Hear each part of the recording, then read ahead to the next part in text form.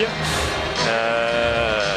On n'a pas assez bien joué, du moins on était mou sur les 2 premiers tiers-temps, et puis après on a réussi à se réveiller en 3e. Trop tard, comme a dit le coach Nico Martin. Et puis après, des petites erreurs par-ci par-là qui font qu'ils reviennent à 3-3 en fin de match. On avait l'opportunité, je pense, durant la prolongation, peut-être d'en marquer un. Petite faute aussi, là, du coup on a passé 2 minutes à 4 contre 3. Après, c'est un match où on doit apprendre, c'est un match où on doit regarder vers le futur et puis aller de l'avant. C'est pas cette première défaite de la saison, même depuis longtemps en championnat. Il faut qu'on continue à travailler, et puis la semaine prochaine il y a un autre gros match face à Amnéville. Puis on doit y aller avec la même énergie qu'on a eu à Meudon et puis même à Mulhouse là, quand la Magnus est venue il y a une semaine.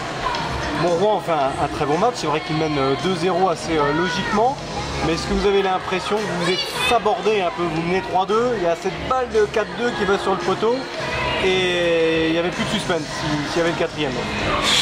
C'est sûr que il y a un manque de réalisme tout simplement. Il y a très bon déjà gardien en face, ça il faut le dire. Rouen a joué son jeu. Je connais certains joueurs de Rouen, je sais leur qualité, je sais qu'ils sont très rapides, qu'ils c'est une équipe de jeunes. Je savais qu'ils allaient bien jouer, être très vifs, très réactifs.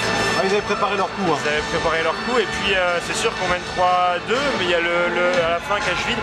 Mais c'est même pas ça le problème, c'est des détails. Le match, on l'avait en main à 1 minute de la fin, plus ou moins. On était capable de le dire. Après, voilà, ça aurait pu balancer d'un côté comme de l'autre. C'est sûr que le but nous aurait mis à l'abri. Mais c'est pas fait. Voilà, comme je dis, il faut aller vers de l'avant et puis regarder la semaine prochaine face à Amnéville. Je pense que ça sera aussi un gros match. Et puis tout donner sur Amnéville, nous racheter auprès des gens, et puis pour nous-mêmes en fait, nous racheter nous-mêmes, nous faire une meilleure. Il y a des leçons à tirer d'un match comme ça. Ouais. Qu'est-ce que vous a dit Nico dans les vestiaires? Clairement qu'il faut aller de l'avant, comme je dis. C'est bon, le match est passé, justement il faut en tirer des leçons de la façon dont on a joué lors des 2 premières périodes, et puis que la 3e était un peu meilleure, mais on s'est réveillé trop tard, voilà. Et il faut qu'on continue à travailler. Dès la semaine prochaine, mardi à l'entraînement. Et normalement, si on joue et on travaille comme le début de saison, ça devrait le faire pour la suite, quoi. Est-ce que certains joueurs ou certains jeunes se cachent un petit peu derrière l'expérience des joueurs clés dans ce groupe, parce que vous avez besoin de tout le monde, hein? Ouais, on a besoin de tout le monde. Non, je pense que ce soir c'est une défaite de groupe, il n'y a personne à pointer du doigt. On a fait de notre mieux, que ce soit des plus jeunes ou des plus vieux. Chacun a donné ce qu'il pouvait donner. Après, peut-être qu'il y en a qui étaient en méforme, d'autres plus en forme. Mais voilà, on gagne en groupe, on perd en groupe, donc on n'a rien à se reprocher. Voilà, c'est le sport, hein, ça peut aller d'un côté comme de l'autre. On reste soudés et puis on verra par la suite. Il y avait eu des avertissements avant ce match. Hein.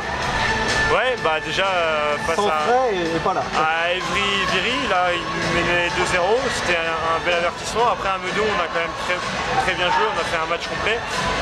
Et voilà, après c'est un match sans, comme il y en a dans tous les sports et comme il y en aura plus tard, c'est un match sans et il faut apprendre de ça, et puis il faut qu'on vienne plus motivé la prochaine fois, on aura encore plus d'envie que ce qu'on avait d'habitude, quoi.